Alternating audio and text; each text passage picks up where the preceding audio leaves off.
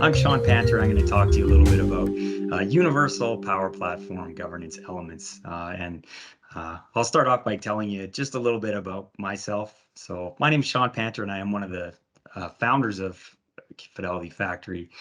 So we're a firm that specializes in the power platform, exclusively around Power Apps and Power Automate. So in my part of the talk today, I'm going to be focusing a little bit more on those aspects of governance, as those topics are a little bit more familiar to me and the areas we work in with our customers regularly. So my background is in business process automation. I've done earlier in my career, I guess you'd say, I did quite a bit of work with software development and programming. And as I've progressed with Fidelity Factory, we do a lot of work consulting now. So my mind these days is a little bit more focused on strategy and how we can help customers get the most value of out of the platform, and understand really how it fits with their organization. So in my spare time, I do a lot of mountain biking. I'm still waiting to connect with Tutu from Iteration Insights for a mountain bike ride sometime. And I'm a hockey dad. So we've got three boys that are all in hockey right now, twins, and that are 16 and a 10-year-old. So I spend an awful lot of time in hockey rinks as well. But let's get on with things. So our agenda today is going to be short. This is the tidbit section, so I'm going to keep it pretty quick here. 15 minutes. I'm going to do an intro of the theme that I've used for this deck today, which is something a little bit new for me. We'll see how this goes. And then we'll get into those elements around Power Platform governance and then the importance of COE building as kind of a final piece for the presentation. So the theme that I took in building this deck is around roads and transportation. And why I chose this was because many of the customers and conversations that we have with them often involve some analogies that you'll soon hear more about. But I've kind of taken that whole theme and applied it across many of the topics of governance in the Power Platform that I'm going to be presenting on with this deck here. So you've been warned. We'll see how well this works out. Hopefully my analogy game is on point, but I guess we'll see. So the first one that I wanted to mention is don't get caught speeding. And this isn't necessarily something relating specifically to governance, but more generally with the Power Platform. We've seen a lot of organizations jump in to building apps and automations with both feet, and they may find themselves in a position of risk, perhaps without having taken those important strategic steps up front to make sure that they're prepared and fully understand where this platform may lead them and all the capabilities of it. So we always recommend starting slow. Find some clear wins early on in the process, and those champions throughout the organization will emerge, and likely they're going to also present to you a strategy and a path forward. And without speeding along, you're going to have a little bit more time to adjust, and you can step on the accelerator perhaps as time progresses and you gain more maturity and skills with the platform. So that's the first important element of governance. And again, I'm speaking more from our experience with apps and automations. That's really the focus of the work that we do at Fidelity. And probably one of the most common analogies that we have with our theme today is the topic of guardrails and train tracks. So we often use this analogy in guidance for our customers in explaining the experience that they should be trying to create for everyone that's going to be working with the platform in their organization. So if you set up guardrails or train tracks, if you want to keep that line even straighter, this is going to help you with adoption and avoid some of the potential problems that you might face.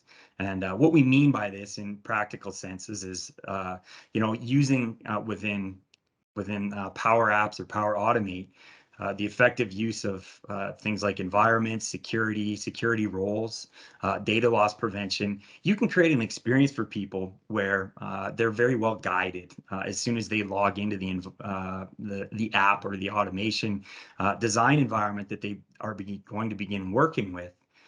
They're not going to be presented with a bunch of extra choices. You've limited that experience perhaps and managed that experience for them.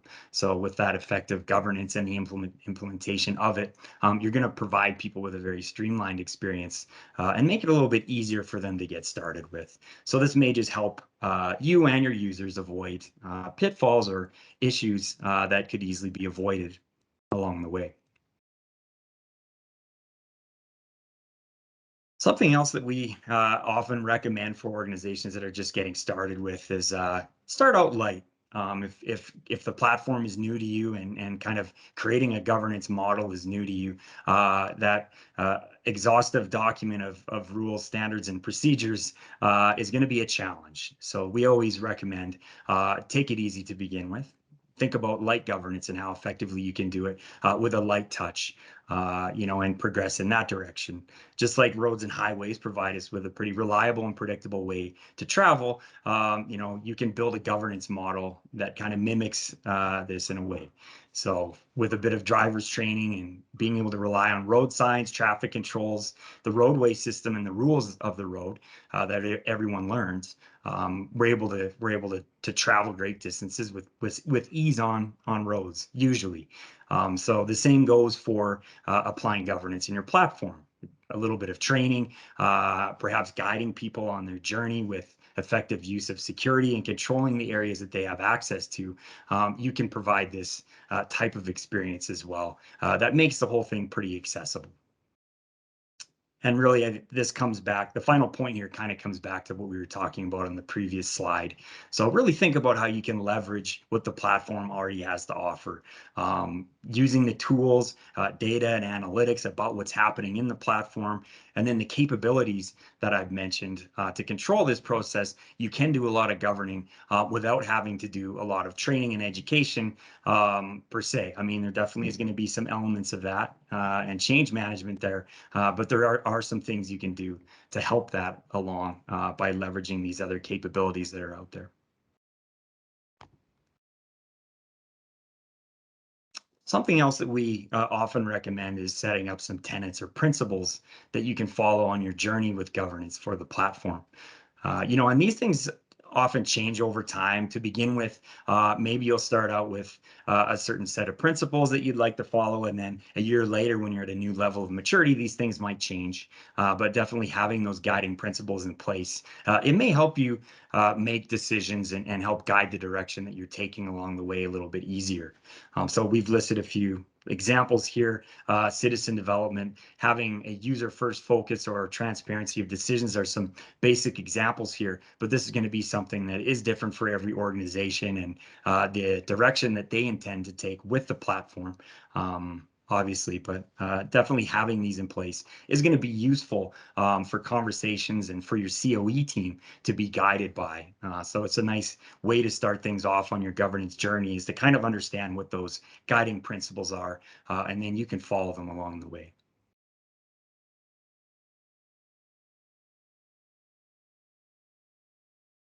So the next item here is container strategy. And I'm talking about spaces for work in the right places. That's the little bullet there, but we often see how important in the conversations we have with our customers and environment strategy is. So being able to provide places that people can do their work, deploy their apps into, create personal productivity solutions, creating these spaces and making them accessible and well understood is really important and can help with that whole governance as well. We always recommend that organizations take that default environment that comes with every Power Platform tenant and make it the personal productivity area. So there's some parallels there. Everyone has access to it by default, and it provides you with a good springboard or place to begin with to get people involved with if you want to start with citizen development. You can layer data loss prevention on top of that. So within that environment, you might not want to provide access to every single connector that's out there in the Power Platform. I think there's over 600 connectors for Power Apps and Power Automate now anyways. So being able to limit those choices maybe to the connectors that people are familiar with, like the Office suite in that personal productivity area is a useful thing and can kind of make that whole experience a little bit easier for everyone. And then obviously, as you get into your concepts of application lifecycle management, deploying dev, test, and prod environments or environments for other purposes, you can be strategic with how you deploy those and leverage data loss prevention and security and those other capabilities in the platform to ensure that you have a really comprehensive deployment and areas for all the things you're building to live within.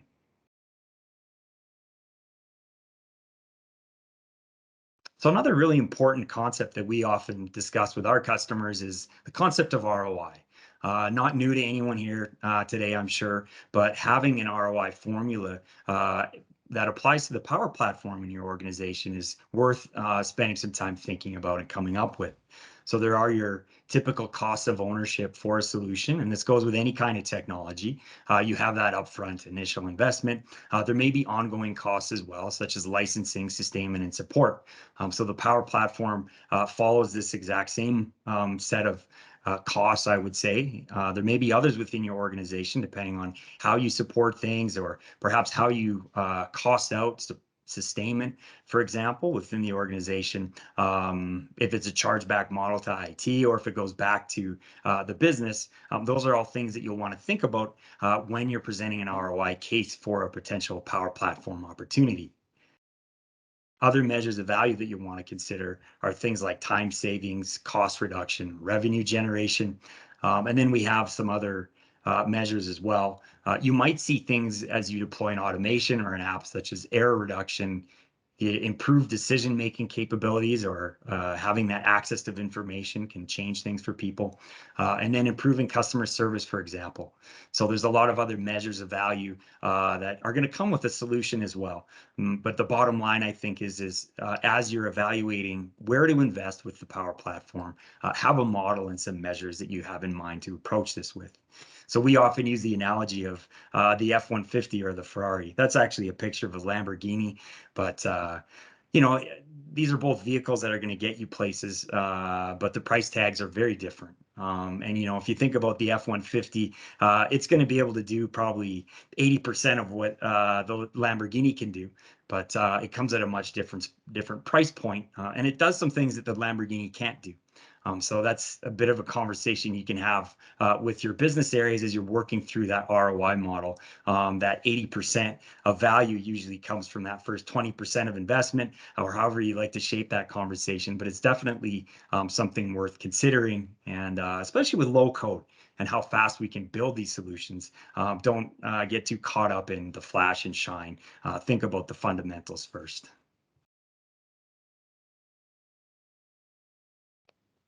Another very important part we find in working with our customers is get to understand all the licensing that comes with the Power Platform.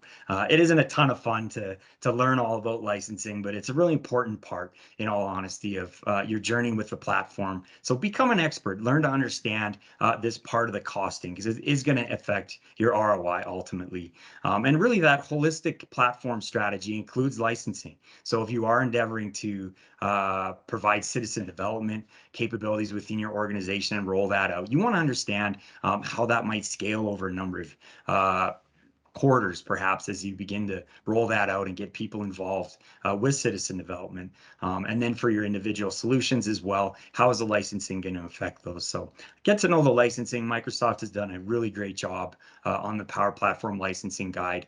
So that's available for download. And you know, there's all kinds of details there that will help you with questions about all the specific license types across the products in the platform.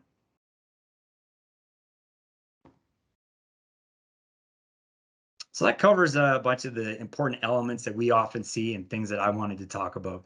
But finally, I'm going to talk a little bit about building a COE. And this is something that we help many of our customers with.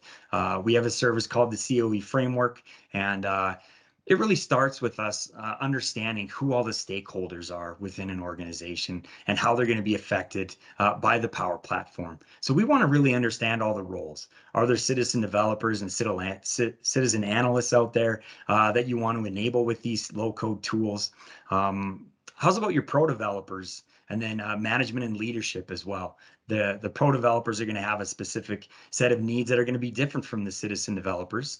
And you're also going to need that top-down investment. So making sure that you have the support in your COE from management and executive is a really important part of building an effective COE. They're going to want to have insights into what's happening. And when you have roadblocks that you encounter along the way, that top-level support is really going to be helpful in removing those or getting past the issues that you encounter. But as I said, this second bullet point really reflects a lot of the work that we do. And it's a continuous exploration of the roles and needs of all the individuals that are going to be within the core scope of the COE. So we always endeavor to understand how we can enable people, and understanding the activities they're going to engage in is going to help us determine how we can enable them best. And this usually results in services that we can deliver. It may be things that they need for success, right? So things like training, lunch and learns, office hours, all these different types of services that we can provide are really important in enabling people or the stakeholders that are going to be affected by the platform. And don't forget the core IT as well. This is a huge part of your center of excellence. IT security, reporting and analytics, application lifecycle management and data, all these concepts and teams that are kind of part of your IT organization are going to have a huge stake as well, and want to be involved in the decisions that you make for the COE. So make sure you get their input. We often find that as you're exploring all the different roles and stakeholders that are part of your COE and the folks that are going to be affected by many of the standards and procedures and policies emerge out of those conversations, especially if you're constantly checking in or if you have representation from those other areas of IT. So that's a really good way to kind of firm up the that aspect of your governance policy, is just make sure you have all those teams involved and that they understand what's happening as you're trying to enable and roll this platform out. Make sure you have those check-ins and that you're getting input from other areas of IT, perhaps that are hopefully part of your COE, but you may want to consult with them if they're not. The last thing I want to say around this is leverage the tool. So I mentioned this in an earlier slide. There's so much you can do with the platform to help have a successful COE. Microsoft actually provides the Power Platform COE Starter Kit. This is a free tool that you can deploy, and it's going to provide you with a lot of tools on a reporting and analytics capability. You're going to be able to have insights into what's happening with the apps and automations you build, as well as bots or virtual agents that are out there. So they provide you with an analytics layer. There's also an automation layer there as well. So if you want to begin automating some of that experience for folks as part of your center of excellence, you can do that. So for example, when an individual makes their first app or automation, you might want to send them an email to greet them, let them know that they're welcome in the community, and provide them with resources and some change management, perhaps, so that as they get started, you're helping them along the way and making that experience easier. So with these tools, you can actually automate these types of experiences for the people that are involved in your center of excellence or your citizen developers. So I'm not going to spend too much more time talking about COE. I think everyone understands how important that is for a successful low-code initiative with the Power Platform. That covers it. I ran through that pretty quickly. I think we're pretty close to 15 minutes here. But I want to add here that if you are looking for any support with governance, our friends at Iteration Insights provide all types of great capability around Power BI governance, and us at Fidelity Factory, we do a lot of work with Power Apps and Power Automate governance, and we've actually done some collaborations in the past with different customers as well. So I guess you can reach out to us if you think it would be of value to you at your organization.